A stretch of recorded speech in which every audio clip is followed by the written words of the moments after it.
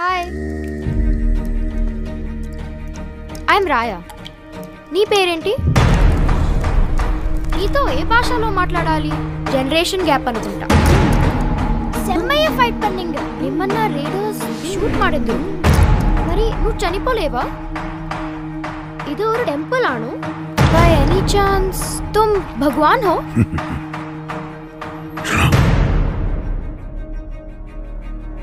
अब मेरा समय आ गया है. मेरे अंतिम युद्ध का समय आ गया है.